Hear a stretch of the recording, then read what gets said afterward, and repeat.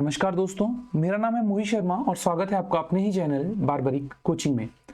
आज की जो हमारी वीडियो रहने वाली है दोस्तों, वो मॉक टेस्ट से संबंधित वीडियो रहने वाली है। इस वीडियो में हम जो चीज़ कवर करेंगे दोस्तों, हम लगभग 50 क्वेश्चन कवर करेंगे, जिसकी जो टाइमिंग रहने वाली है वो लगभग 1 घंटे के आसपास रहेगी। तो जिसमें हमने जो जीएस वाला पोर्शन है वो थोड़ा ज़्यादा कवर करके रखा है। तो जो भी क्वेश्चन में आपको डाउट हो तो आप वो चीज़ पूछ सकते हैं। और आप ये भी बताइए कि जो पेपर हम डिस्कस कर रहे हैं, कि हम ऑप्शन वाइज भी जो वन्य जीव अभ्यारण्य होंगे वो भी डिस्कस करें या सिर्फ आंसर से डिस्कस करें। तो ये सारा का सारा पेपर दोस्तों मैंने खुद बना कर रखा है आपके लिए, ताकि आप अच्छे से अपना एग्जाम जो है क्लियर कर सकें। तो पहले क्वेश्चन से शुरू करते हैं।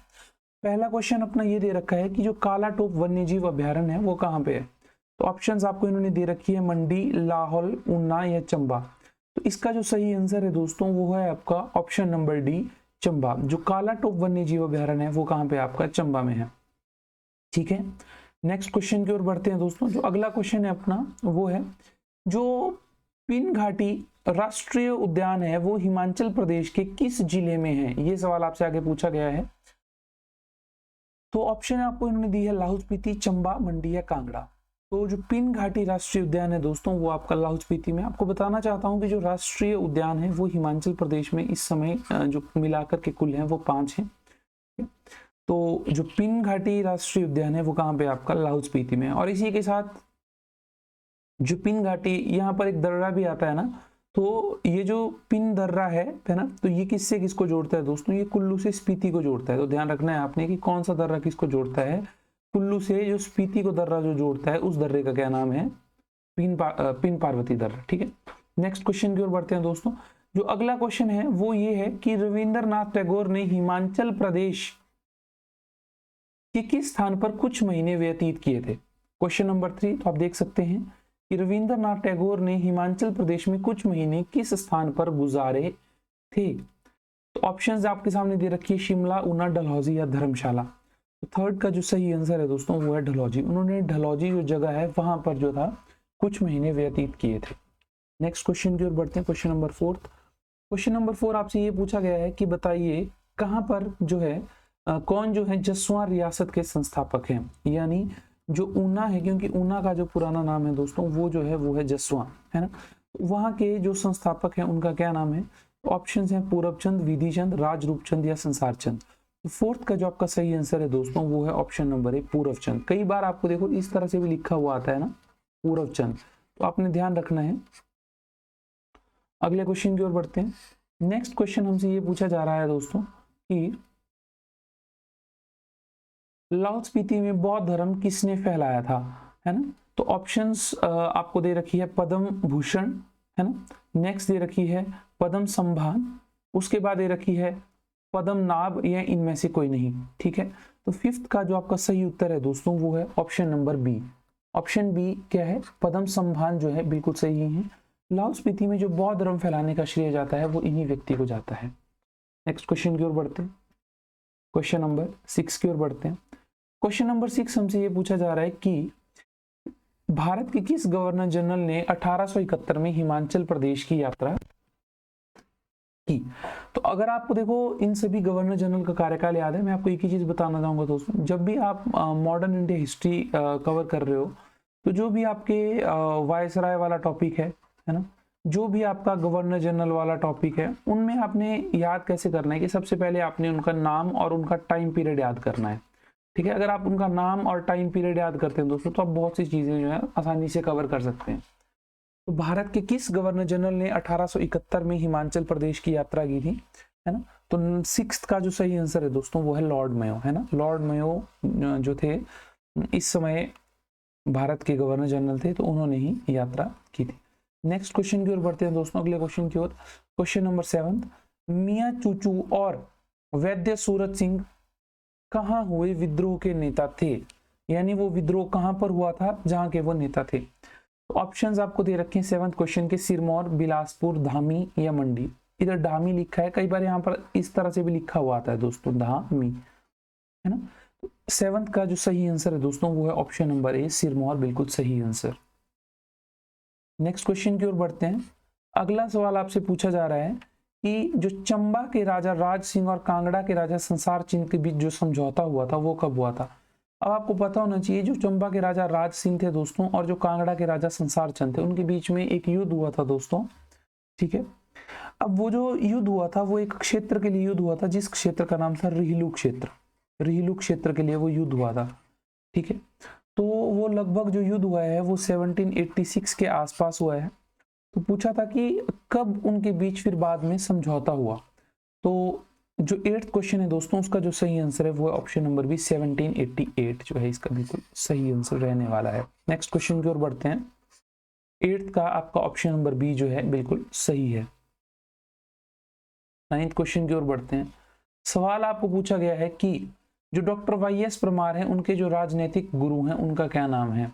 ऑप्शन है कांशीराम, बाबा कांशीराम, भागमल सोंठा जी आएगा यहाँ पे, है ना। अगला है चौधरी शेरजंग जी, इनमें से कोई नहीं। तो 9th का जो सही आंसर है दोस्तों वो है आपके पास चौधरी शेरजंग जी जो है बिल्कुल सही उत्तर रहने वाला है। क्वेश्चन नंबर 10th की ओर बढ़ते हैं दोस्तों। क्वेश्चन 10th ये पूछा गया है कि जो मंडी स्टेट एसोसिएशन है उसकी स्थापना किसने की। क्वेश्चन नंबर 10th आपसे पूछा गया। तो जो मंडी स्टेट एसोसिएशन है दोस्तों ऑप्शंस हैं स्वामी पूर्णानंद, लाला हरदयाल, लाला लाजपत राय या सुभाष चंद्र बोस। तो 10th का जो सही आंसर है दोस्तों वो है स्वामी पूर्णानंद। जो स्वामी पूर्णानंद जी थे वो मंडी स्टेट एसोसिएशन के क्या थे दोस्तों, संस्थापक थे। चलिए अगले 11th क्वेश्चन की ओर बढ़ते हैं। इस वाले मॉक टेस्ट में दोस्तों जो जीएस वाली क्वेश्चंस हैं वो मैंने थोड़े ज्यादा रखे हैं। क्वेश्चन है कि निम्नलिखित में से कौन 1953 में हिमाचल प्रदेश के पंजाब के साथ विलय के पक्ष में नहीं था। कि कौन एक आयोग बैठा था दोस्तों जिस आयोग का नाम था राज्य पुनर्गठन आयोग। कई बार ये भी पूछ लिया जाता है ना। तो राज्य पुनर्गठन आयोग यानी जो राज्य थे उनका क्या किया जाना था, फिर से पुनर्गठन किया जाना था। तो उसके लिए दोस्तों 3 व्यक्तियों की बेंच बैठी थी, ठीक है। जस्टिस फाजल अली थे, ठीक है, जस्टिस फाजल अली थे, एच.एन. कुंजरो थे और के.एम. पाणिकर थे। ये 3 व्यक्तियों की बेंच बैठी थी। तो वो बोल रहे थे कि हिमाचल प्रदेश के साथ विलय में जो हम पंजाब के साथ हिमाचल को मिलाना चाहते हैं, लेकिन कौन ऐसे थे जो पक्ष में नहीं थे, है ना, कि नहीं हिमाचल प्रदेश को क्या किया जाए, अलग रखा जाए। ऑप्शंस आपके सामने दे रखी है दोस्तों, क्या क्या है देखते हैं। Justice Fazal Ali, KM. Panikkar, H.N.. कुंजरो या इनमें से कोई नहीं, है ना। तो 11th का जो सही आंसर है दोस्तों वो है justice Fazal Ali. Question number 12 की ओर बढ़ते हैं। निम्न में से किस स्थान पर मंडी राज्य रियासत की नींव रखी गई थी। देखो जो मंडी रियासत की जो नींव रखी गई थी दोस्तों वो साहू सेन के भाई थे, उनका नाम था दोस्तों बाहू सेन, है ना। जब वो कहाँ चले गए थे, जब वो यहाँ से भाग करके कुल्लू चले गए थे दोस्तों, है ना, क्योंकि इनकी भाई के साथ नहीं बनती थी। तो उन्होंने दोस्तों हाट गांव, कुल्लू में हाट गांव से इन्होंने मंडी राज्य रियासत की बात की जा रही है ना, स्थापना की थी। अगर मंडी शहर की बात की जाएगी दोस्तों तो जो राजधानी बनाई गई थी वो बनाई गई थी सबसे पहले भिवली, उसके बाद बनाई गई थी पुरानी मंडी जिसका पुराना नाम था बटाहुली। नेक्स्ट क्वेश्चन की ओर बढ़ते हैं। अगला क्वेश्चन जो है हमारा क्वेश्चन नंबर 13 की ओर बढ़ते हैं। चलिए क्वेश्चन नंबर 13 की ओर बढ़ते हैं। क्वेश्चन नंबर 13 पूछा जा रहा है रानी का ताल जिसका आज भी महत्व है वो किस रियासत के भाग रहे हैं। तो ऑप्शंस आपके पास दे रखी है चंबा, सिरमौर, मंडी या रामपुर। तो 13 का जो सही आंसर रहने वाला है दोस्तों वो रहने वाला है ऑप्शन बी सिरमौर, ठीक है। इसी के साथ दोस्तों मैं आपको बताना चाहता हूं अभी जो आपकी हमीरपुर बोर्ड के द्वारा जो भी क्लरिकल की पोस्टें आई हैं उनके लिए दोस्तों एक लाइव बैच शुरू हुआ है ना। तो वो लाइव बैच रात को लगभग दोस्तों आपकी 8 बजे से रोज 10 बजे तक क्लासेस रहती हैं, 10 साढ़े 10 बजे तक, जिसमें आपको दोस्तों हर एक चीज़ कवर करवाई जाएगी, maths, GS, geography, history, polity. तो जो भी इंटरेस्टेड स्टूडेंट्स है दोस्तों वो डेमो भी देख सकते हैं और डेमो जो रहेगा वो भी आपके लिए लाइव रहेगा जो यूट्यूब पे लाइव रहता है, ठीक है। और मॉर्निंग में अब हमने एक शेड्यूल प्लान किया है कि रोज दोस्तों आपकी लाइव क्लास रहेगी, है ना। तो इसी के साथ साथ हम साथ में पेपर भी डिस्कस करेंगे, जो भी हमारे पेपर रहा करेंगे। चलिए क्योंकि काफ़ी समय से हम वीडियोस नहीं ला रहे थे तो अब रेगुलर बेसिस पे आपके लिए वीडियोस आया करेंगी। तो नेक्स्ट क्वेश्चन दोस्तों ये है कि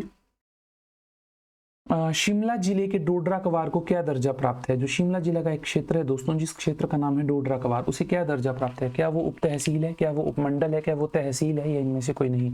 तो 14th का जो सही आंसर है दोस्तों क्या है, वह एक उपमंडल है। चलिए नेक्स्ट क्वेश्चन की ओर बढ़ते हैं दोस्तों। जो अगला क्वेश्चन है अपना क्वेश्चन नंबर 15, हिमाचल प्रदेश में सबसे अधिक गांव वाला जिला कौन सा है। देखो आप जानते हैं कि हिमाचल प्रदेश में सबसे ज्यादा जो जनसंख्या रहती है वो कहाँ पर रहती है दोस्तों, वो कांगड़ा में रहती है। तो सबसे ज्यादा जो गांव वाला जिला भी है वो कौन सा है आपका, वो कांगड़ा ही है। ठीक है, आप मुझे दोस्तों कमेंट सेक्शन में इन सभी का जो है क्षेत्रफल बताएंगे कि हमीरपुर का कितना है, मंडी का कितना है, कांगड़ा का और बिलासपुर का कितना कितना जो है क्षेत्रफल है, अगर आप अच्छे से अपनी तैयारी कर रहे हैं तो। नेक्स्ट क्वेश्चन की ओर बढ़ते हैं, क्वेश्चन नंबर 16। क्वेश्चन नंबर 16 है दोस्तों, कर्क रेखा के पास स्थित उष्णकटिबंधीय प्रदेश है। कि कौन कौन से ऐसे उष्णकटिबंधीय प्रदेश हैं जो कर्क रेखा के पास हैं। ठीक है, तो ऑप्शंस आपके पास इन्होंने दे रखी है, गुजरात, मध्य प्रदेश, छत्तीसगढ़, मणिपुर। अब यहाँ पे आपको एक ऑप्शन कोई एलिमिनेट करनी थी। ठीक है, तो 16th में आपको पता है, तो इसका जो सही आंसर है वो है ऑप्शन नंबर बी, जो है बिल्कुल सही आंसर रहने वाला है ना। आपको पता है कि कर्क रेखा भारत के कितने राज्यों से होकर के गुजरती है ना, 8 राज्यों से होकर के गुजरती है ना। तो अगर आप वो चीज कर सकते हैं तो आप काफी आसानी से कर पाएंगे। चलिए नेक्स्ट क्वेश्चन की ओर बढ़ते हैं, क्वेश्चन नंबर 17 की ओर बढ़ते हैं। जो क्वेश्चन नंबर 17 है दोस्तों अपना, वो पूछ रहा है निम्नलिखित संगठनों में से कौन भारत के स्थलाकृतिक मानचित्र बनाता है ना। ऑप्शन है भारत का भौगोलिक सर्वेक्षण, भारत का सर्वेक्षण, भारत का आर्थिक सर्वेक्षण, या इनमें से कोई नहीं। तो 17 का जो सही आंसर है दोस्तों वो ऑप्शन नंबर बी, भारत का सर्वेक्षण जो है भारत के स्थलाकृतिक मानचित्र जो है वो बनाता है। चलिए अगले क्वेश्चन की ओर बढ़ते हैं, क्वेश्चन नंबर 18। क्वेश्चन नंबर 18 है दोस्तों, जो विवादित बबली परियोजना है वो किस नदी पर है। जो दोस्तों विवादित बबली परियोजना है वो दोस्तों ऑप्शन आपके दे रखी है, भीमा नदी, कृष्णा नदी, गोदावरी नदी या तुंगभद्रा नदी। तो 18 का दूसरा आंसर है दोस्तों वो है गोदावरी नदी। जो बबली परियोजना है वो किस नदी के ऊपर है, गोदावरी नदी के ऊपर जो है वो स्थित है। तो आपने मुझे बताना है कि जो गोदावरी नदी है ये कहाँ पर है, क्या ये सबसे लंबी नदी है दक्षिण भारत की, या क्या जो है गोदावरी नदी का फैक्ट रहता है। चलिए अगले क्वेश्चन की ओर बढ़ते हैं। देखिए ये जो पेपर दोस्तों मैं आपके साथ डिस्कस कर रहा हूँ, जिन भी स्टूडेंट्स ने दोस्तों लाइव कोर्स परचेज किया होता है ना, उनको वीकली जो है दोस्तों टेस्ट रहता है। तो जब मुझे लगता है कि मुझे कोई पेपर डिस्कस करना चाहिए तो मैं आपके बीच जो है पेपर ले आता हूँ, है ना। तो वही पेपर रहते हैं। अगर कोई मॉक टेस्ट ही लेना चाहता है, स्पेशली सिर्फ मॉक टेस्ट ही लेना चाहता है, जैसे पुलिस का एग्जाम अभी आपका 3 जुलाई को होने वाला है ना, तो उसके लिए अगर आप मॉक टेस्ट ही लेना चाहते हैं तो दोस्तों मॉक टेस्ट भी अवेलेबल रहेंगे। चलिए क्वेश्चन नंबर 19 की बात करते हैं। असम में स्थित बराक घाटी, तो आपको पहले पता होना चाहिए कि असम में एक घाटी भी पड़ती है जिस घाटी का क्या नाम है, बराक घाटी। वो किस चीज के लिए प्रसिद्ध है। अगर आपको असम पता है किस चीज के लिए प्रसिद्ध है तो बराक घाटी तो आप कर ही सकते हैं। ऑप्शंस, पेट्रोलियम उत्पादन के लिए, चाय की खेती के लिए, बांस उद्योग के लिए, या कुटीर उद्योग के लिए। तो इसका जो सही आंसर है दोस्तों 18 का वो है 19 का बी, चाय की खेती के लिए जो है काफी ज्यादा जो है ये फेमस है। चलिए अगले क्वेश्चन की ओर बढ़ते हैं। नेक्स्ट क्वेश्चन आपसे ये पूछा जा रहा है कि बताइए, यदि कोई समुद्री जहाज पश्चिमी तट के कांडला बंदरगाह से होता है, अब आपको पता होना चाहिए कि कांडला बंदरगाह कहाँ पे आपका, ये जो बंदरगाह है ये आपका गुजरात में है। ठीक है, ये पूछ रहे हैं जो कांडला बंदरगाह से शुरू करता है तो पूर्वी तट पर, यानी देखो ये आपका हो गया दोस्तों यहाँ पे पूरब, ये हो गया यहाँ पे आपका पश्चिम। ठीक है, तो ये बोल रहे हैं यदि कोई समुद्री जहाज पश्चिमी तट के कांडला बंदरगाह से अगर कोई यहाँ से शुरू करता है तो पूर्वी तट पर कलकत्ता तक पहुंचने तक वह, है ना, मतलब इस तट तक पहुंचने के लिए वह किन पोर्ट ब्लेयर, किन बंदरगाहों अतिरिक्त होकर गुजरेगा, यानी कहाँ कहाँ से होकर के वो गुजरेगा। यानी आपको जो तटीय जितने भी राज्य हैं उन सभी के बारे में आपको सवाल पूछा गया है, लेकिन सवाल को थोड़ा सा घुमा करके पूछा गया है ना। तो ऑप्शंस आप देख सकते हैं कि ऑप्शंस आपको क्या क्या दे रखी है दोस्तों, है ना। तो जो आपका 20th क्वेश्चन है दोस्तों, इसका जो बिल्कुल सही आंसर है वो है आपका ऑप्शन नंबर ए, है ना, मुंबई, कोचीन, तूतीकोरिन, एन्नोर और पारादीप। पता होना चाहिए आपको कि कोचीन बंदरगाह कहाँ पे है, तूतीकोरिन कहाँ पर है जैसे तमिलनाडु में है, एन्नोर कहाँ पर है तमिलनाडु में है, पारादीप कहाँ पर है उड़ीसा में, है ना। इस तरह से आपको हर एक चीज पता होनी चाहिए कि कौन कौन से बंदरगाह कहाँ कहाँ पर है। जैसे मारमागुआवा जो है ये गोवा में है। ये चीजें हमने सारी कवर कर रखी हैं पहले। चलिए नेक्स्ट क्वेश्चन की ओर बढ़ते हैं। क्वेश्चन नंबर 21 आपको क्वेश्चन पूछा गया है दोस्तों कि निम्नलिखित में से किन राज्यों में भारत के मवेशी जनसंख्या का 1/3 हिस्सा रहता है। ठीक है, तो क्वेश्चन आपने एक बार देख लेना है फिर से। ऑप्शन है दोस्तों उत्तर प्रदेश, बिहार, महाराष्ट्र, पंजाब, उड़ीसा, राजस्थान, कर्नाटक, राजस्थान, आंध्र प्रदेश या मध्य प्रदेश, पश्चिम बंगाल या उत्तर प्रदेश। तो 21 का जो सही आंसर है दोस्तों वो है option number D, Madhya Pradesh, पश्चिम बंगाल और उत्तर प्रदेश। चलिए नेक्स्ट क्वेश्चन की ओर बढ़ते हैं। क्वेश्चन नंबर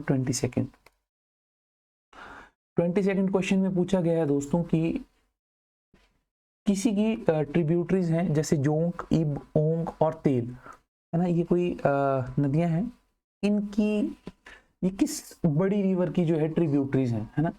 तो ऑप्शंस है गोदावरी, कृष्णा, महानदी या नर्मदा। तो 22 का जो सही आंसर है दोस्तों वो है ऑप्शन नंबर सी, महानदी। तो देखो ये जो है कर्क रेखा से नीचे का मैंने भारत का मैप बनाया। कुछ नदियां हैं दोस्तों जो अपना जो जल है पश्चिम की दिशा में गिराती हैं और कुछ नदियां जो है अपना जल जो है पूर्व की दिशा में गिराती हैं, है ना। तो देखो अगर जो नदियां पूर्व की तरफ में अपना जल गिराती है उसके लिए सिर्फ एक आसान सी ट्रिक आपको मैं बता देता हूँ। उस ट्रिक का नाम है दोस्तों समानता। ठीक है, साबरमती, माही, नर्मदा और ताप्ती, ये जो 4 नदियां हैं ये अपना जल कहाँ गिरा रही हैं दोस्तों, अरब सागर में। ये अपना जल कहाँ गिरा रही हैं, अरब सागर में। और यहाँ पर ये जो गिरा रही हैं ये कहाँ पर गिरा रही हैं अपना जल दोस्तों, बंगाल की खाड़ी में। ठीक है, चलिए अगले क्वेश्चन की ओर बढ़ते हैं। नेक्स्ट क्वेश्चन आपको पूछा गया दोस्तों कि मतभंगा नदी, एक नदी है दोस्तों जिस नदी का क्या नाम है, मतभंगा नदी। तो ये जो मतभंगा नदी है ये किन 2 देशों के बीच सीमा बनाती है। ठीक है, तो ऑप्शंस आपके पास हैं भारत और नेपाल, भारत और बांग्लादेश, भारत और म्यांमार और भारत और श्रीलंका। तो इसका जो सही आंसर है दोस्तों वो है भारत और बांग्लादेश। जो मतभंगा नदी है दोस्तों वो किस के बीच सीमा बनाती है, भारत और बांग्लादेश के बीच में जो है ये नदी जो है सीमा बनाती है। और जो भी आपका स्कोर रहेगा आपने वो कमेंट सेक्शन में जरूर बताना है। ठीक है, क्वेश्चन नंबर 24 की ओर बढ़ते हैं। भारत का जो उपराष्ट्रपति है उनके संबंध में कौन सी चीज सही है। तो आपने बताना है राष्ट्रपति द्वारा मनोनीत किया जाता है, उपराष्ट्रपति से सवाल पूछा है। बी, राज्यसभा सदस्यों द्वारा चुना जाता है। ऑप्शन सी, संसद के दोनों सदन के सदस्यों के निर्वाचक मंडल के सदस्यों द्वारा चुना जाता है। या डी, इनमें से कोई भी नहीं। तो 24 का जो सही आंसर है दोस्तों वो है ऑप्शन नंबर सी, संसद के जो दोनों सदन होते हैं, लोकसभा और राज्यसभा, उनके सदस्यों के निर्वाचक मंडल के द्वारा उन्हें चुना जाता है। चलिए अगले क्वेश्चन की ओर बढ़ते हैं दोस्तों। जो नेक्स्ट जो अपना क्वेश्चन है वो है 25 क्वेश्चन की ओर बढ़ रहे हैं। 25 क्वेश्चन है, निम्नलिखित में क्या भारत के संविधान में सरदार स्वर्ण सिंह समिति की सिफारिशों के बाद जोड़े गए थे, है ना। या तो आप 42nd अमेंडमेंट भी कह सकते हैं, 42वां संशोधन। तो नीति निर्देशक सिद्धांत जिनको हम कहते हैं DPSP, directive principles of state policy, मौलिक अधिकार जिनको कहते हैं फंडामेंटल राइट्स, मौलिक कर्तव्य जिनको कहते हैं फंडामेंटल ड्यूटीज, या 12th शेड्यूल। तो 25 का जो सही आंसर रहने वाला है दोस्तों वो रहेगा ऑप्शन नंबर सी, मौलिक कर्तव्यों को जो है सरदार स्वर्ण सिंह समिति या कमेटी के तहत जो था लाया गया था। क्वेश्चन नंबर 26 की ओर बढ़ते हैं। निम्नलिखित में से कौन सा अनुच्छेद राष्ट्रपति के महाभियोग से संबंधित है, यानी राष्ट्रपति के ऊपर अगर इम्पीचमेंट लगाई जाएगी तो वो किस आर्टिकल के तहत लगाई जाएगी, 60, 61, 62 या 63। 26 का जो सही आंसर है दोस्तों वो है आर्टिकल 61 के तहत जो है राष्ट्रपति के ऊपर क्या लगाया जाता है दोस्तों, इम्पीचमेंट लगाई जाती है, आपने ध्यान रखना है। नेक्स्ट क्वेश्चन की ओर बढ़ते हैं। जो अगला सवाल अपना है वो है जो राष्ट्रीय महिला आयोग थी उसकी पहली अध्यक्षा कौन थी। ठीक है, तो क्वेश्चन आपको दिया है मोहिनी गिरी, पूर्णिमा आडवाणी, गिरिजा व्यास या जयंती पटनायक। तो 27 का जो सही आंसर है दोस्तों वो है ऑप्शन नंबर डी, जो जयंती पटनायक जी हैं वो राष्ट्रीय महिला आयोग की कह रही है दोस्तों पहली अध्यक्षा रही हैं। ठीक है, तो आपने इस चीज का जो है ध्यान रखना है। क्वेश्चन नंबर 28 की ओर बढ़ते हैं। 28 क्वेश्चन दोस्तों थोड़ा सा लंबा है तो आपने ऐसा नहीं समझना है कि ये चीज मुश्किल होगी। पूछा है निम्नलिखित संवैधानिक संशोधन अधिनियम में कौन सा संविधान के भाग 3 के अनुच्छेद 21A को सम्मिलित करता है, जिसने 6 से 14 वर्ष की आयु के सभी बच्चों के लिए निःशुल्क अनिवार्य शिक्षा को एक मौलिक अधिकार बनाया। यानी इससे पहले ये जो था दोस्तों एक मौलिक कर्तव्य था, एक इससे पहले ये फंडामेंटल ड्यूटीज थी जिसको बदल करके इन्होंने एक फंडामेंटल राइट कर दिया। तो वो किस संवैधानिक संशोधन के तहत ये चीज की गई? ठीक है, तो ऑप्शन है 73, 74, 86 और 88। 28 का जो सही आंसर है दोस्तों वो है आपके पास ऑप्शन नंबर सी, 86वां संवैधानिक संशोधन। जो 86 अमेंडमेंट थी वो इसी चीज से रिलेटेड है कि जो मुफ्त शिक्षा है वो अनिवार्य है। इसी के तहत दोस्तों खाना पीना रहना कपड़े स्कूल बैग हर एक चीज मुफ्त मिलती है। चलिए अगला क्वेश्चन, जो काकोरी ट्रेन डकैती थी उसमें चंद्रशेखर आजाद ने ये डकैती जो की, इसमें किस महिला के द्वारा जो है उनका सहयोग मिलता है उन्हें? तो 29 का जो सही आंसर है दोस्तों वो है ऑप्शन नंबर ए, राजकुमारी गुप्ता जी के द्वारा जो है उन्हें सहयोग मिलता है। तो 29 का जो है ऑप्शन नंबर ए जो है बिल्कुल सही रहने वाला है। क्वेश्चन नंबर 30, दीवान मणिराम दत्ता है ना ने 1857 के विद्रोह का नेतृत्व किस क्षेत्र से किया था? ऑप्शन है गुजरात राजपूताना से किया था, पंजाब से या असम से किया था। तो इसका सही आंसर है दोस्तों असम। और आपने हर जगह के याद रखना है कि ठीक है, दिल्ली से कौन थे, है ना, बख्त खान कहाँ से थे, तांत्या टोपे कहाँ से थे, रानी लक्ष्मीबाई कहाँ से थी। तो ये सारी की सारी चीजें आपको पता होनी चाहिए कि 1857 के विद्रोह में कौन कहाँ से था। चलिए 31 की ओर बढ़ते हैं। 31 में आपको पूछा गया है कि आपको कोड बताना है कि अगर दोस्तों कंप्यूटर को इस तरह से लिखा जाता है, ठीक है, अगर कंप्यूटर को इस तरह से लिखा जाता है तो आपने बताना है कि which among the following has not been correctly written in the same code language. तो आपने बताना है कि यहाँ पर गलत वाला कौन सा है। ठीक है, तो गलत वाला आपने बताना है 31 में। तो इसका जो सही आंसर है दोस्तों वो है ऑप्शन नंबर डी, जो रेप्यूट है वो जो है गलत लिखा गया है। ठीक है, अब मैं आपको ये चीज़ डिस्कस करके नहीं बताऊंगा क्योंकि ये चीज़ दोस्तों रीजनिंग है, ये आपको खुद ही करनी पड़ेगी। अगर आप चाहते हैं कि चीज़ को डिस्कस करें तो नेक्स्ट वीडियो में ज़रूर बताना, मैं नेक्स्ट वीडियो में मैथ्स और रीजनिंग वाली जो चीज़ रहेगी ये आपको सॉल्व करके बताया करूंगा। नेक्स्ट है कंप्लीट द फॉलोइंग सीरीज। आपको सीरीज कंप्लीट करनी है 17, 31, 58, 111। इसके बाद नेक्स्ट जो टर्म रहेगी वो क्या रहेगी? तो 32 का जो सही आंसर है दोस्तों वो ऑप्शन नंबर बी, 216 जो है इसके बाद अगली टर्म आने वाली है। चलिए अगले क्वेश्चन की ओर बढ़ते हैं। अगला क्वेश्चन जो है साइंस का है और क्वेश्चन है कि काले वस्त्रों के मुकाबले श्वेत वस्त्र शीतल यानी ठंडे क्यों होते हैं? ऑप्शन है आपके पास दे रखी हैं, आप पढ़ सकते हैं। अपने पास पहुंचने वाला सारा प्रकाश अवशोषित कर लेते हैं, उनके पास जो भी प्रकाश पहुंचता है उससे परिवर्तित कर देते हैं, प्रकाश भेदन नहीं होने देते, सूर्य के प्रकाश को पूर्णतः शीतल कर देते हैं। तो 33 का जो सही आंसर है दोस्तों वो है ऑप्शन नंबर बी, उनके पास जो भी प्रकाश पहुंचता है वो उसे क्या कर देते हैं दोस्तों, परावर्तित कर देते हैं। चलिए अगले क्वेश्चन की ओर बढ़ते हैं बिना समय बर्बाद किए। बारूद का आविष्कार किसने किया? तो बारूद का आविष्कार से आपको सवाल पूछा गया है दोस्तों। जो बारूद का आविष्कार का जो श्रेय है वो जाता है option number B, Roger Bacon को। जो अल्फ्रेड नोबल है दोस्तों, इन्होंने जो खोज की थी, इन्होंने खोज की थी दोस्तों डायनामाइट की।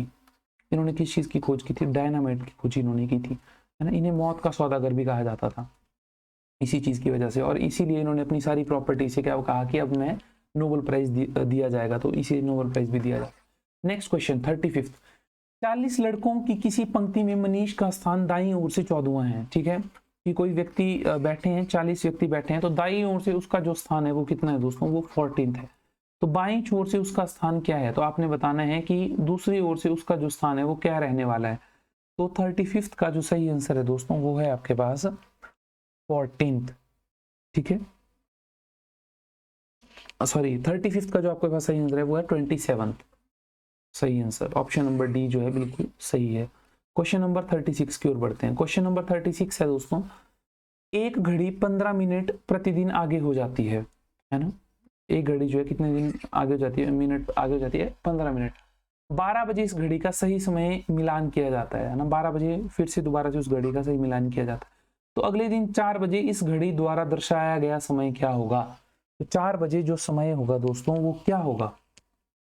तो ऑप्शन हैं 4:10, 4:45, 4:20 या 5। तो इसका सही आंसर है दोस्तों 4:10 PM। 36 का option number A is the right answer. Question number 37, एक पुरुष और एक लड़के ने मिलकर 5 दिन में काम किया। ठीक है, उन्हें कुल मिलाकर 1000 रुपए जो है मजदूरी प्राप्त हुई। पुरुष लड़की की अपेक्षा 3 गुना कार्यकुशल है, तो लड़की की दैनिक मजदूरी कितनी है? 37 का जो सही आंसर है दोस्तों वो है ऑप्शन नंबर सी, 50 रुपीज। देखो अगर आपने ये क्वेश्चंस नहीं कर रखे हैं इसीलिए मैं आपको बता रहा हूँ कि जो लाइव कोर्स है दोस्तों, वहाँ पे आपको हर एक चीज़ बहुत अच्छे से बताई जाती है। 38 क्वेश्चन, 38 क्वेश्चन बताया गया है दोस्तों कि 4 पुरुष और 6 लड़के किसी कार्य को 4 दिन में समाप्त कर सकते हैं, ठीक है। तो जबकि उसी कार्य को 2 पुरुष और 4 लड़के 7 दिन में पूरा करते हैं, तो 10 पुरुष और 8 लड़के उस काम को, देखो आपने यहाँ पे करना क्या होता है, सबसे पहले दोस्तों आपको जो है ना पुरुषों के क्या बनाने होते हैं, लड़के, या तो लड़कों के पुरुष बना दो। जब आपको इनका पता लग जाएगा ना, तो यहाँ पे लड़कों की जगह क्या बन जाते हैं, पुरुष बन जाते हैं। और जो भी निकलता है, डेज जो निकलते हैं उनको उनसे डिवाइड करना है और उसी से जो है आपका पूरा का पूरा आंसर आ जाता है। चलिए अगले क्वेश्चन की ओर बढ़ते हैं। नेक्स्ट क्वेश्चन है दोस्तों आपके पास क्वेश्चन नंबर 39।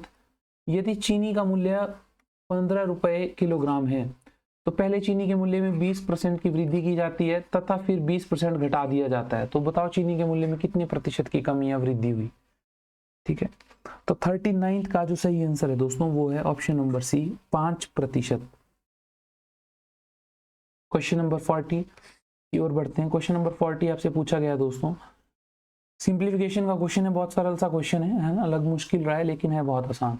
आपको सिंपल इनको गुणा करना था और देखना था कि क्या जो है इसका आपके पास आंसर आएगा। तो इसका जो दोस्तों आपके पास आंसर है 40th क्वेश्चन का, वो है आपके पास दोस्तों ऑप्शन नंबर बी, 0.125%, सॉरी 0.125 जो है इसका सही आंसर रहने वाला है। चलिए अगले क्वेश्चन की ओर बढ़ते हैं। शारीरिक आरोग्य के लिए प्राप्त एवं संध्याकालीन भ्रमण अत्यंत लाभप्रद माना गया है। तो यहाँ पे आपको शुद्ध वर्तनी बतानी थी कि जो आरोग्य है उसको कैसे लिखा जाता है। 41st का जो है सही आंसर वो है डी। तो आरोग्य जो है इस तरह से दोस्तों लिखा जाता है, शुद्ध वर्तनी, ठीक है। नेक्स्ट क्वेश्चन की ओर बढ़ते हैं, 42nd क्वेश्चन की ओर। दीनानाथ में कौन सा समास है, दीनानाथ में कौन सा समास है? ऑप्शन है कर्मधारय तत्पुरुष बहुव्रीहि, है ना। तो 42 का जो सही आंसर है दोस्तों वो है ऑप्शन नंबर बी, है ना। चलिए अगले क्वेश्चन की ओर बढ़ते हैं, 43 क्वेश्चन की ओर। सॉरी 42 का दोस्तों आपका कर्मधारय समास है। यहाँ पे दीनों का नाथ है ना, कर्ता ने कर्म को संबंध का आएगा यहाँ पे, है ना। तो इसका है 42 का है दोस्तों ऑप्शन नंबर बी, तत्पुरुष इज द राइट आंसर। इसको आप ठीक कर लेना। नेक्स्ट क्वेश्चन की ओर बढ़ते हैं, 43। दर्प का पर्यायवाची क्या है? तो पर्यायवाची शब्द बताना है आपको, सिनोनिम्स बताने हैं। तो दर्प का जो पर्यायवाची है वो दोस्तों अहंकार है, ठीक है। चलिए नेक्स्ट क्वेश्चन की ओर बढ़ते हैं, क्वेश्चन नंबर 44। मृदुल का विलोम शब्द है कठिन, खराब, रुक्ष या कठोर। तो इसका दोस्तों रुक्ष भी हो सकता है और कठोर भी हो सकता है, तो दोनों इसके सही आंसर रहेंगे। क्वेश्चन नंबर 45 की ओर बढ़ते हैं। अ का उच्चारण स्थान क्या है? आपको पूछा गया है कि जो अ है उसका उच्चारण स्थान क्या है। तो इसका जो है दोस्तों सही उत्तर वो है ऑप्शन नंबर बी, कंठोष्ठ जो है इसका सही उत्तर है, कंठ और ओष्ठ। तो 45 का जो सही आंसर है वो है बी। चलिए अगले क्वेश्चन की ओर बढ़ते हैं। नेक्स्ट क्वेश्चन दोस्तों आपको है इंग्लिश के, आपको बताने हैं सिनोनिम्स, है ना। तो 46 का जो सही आंसर आपके पास रहने वाला है दोस्तों वो रहेगा आपके पास ए। जो टेरिबल रहता है वो ऑफुल का जो है बिल्कुल सिनोनिम्स रहता है। चलिए नेक्स्ट क्वेश्चन की ओर बढ़ते हैं। नेक्स्ट क्वेश्चन है असिस्ट का भी आपको क्या बताना है दोस्तों, सिनोनिम्स ही बताना है।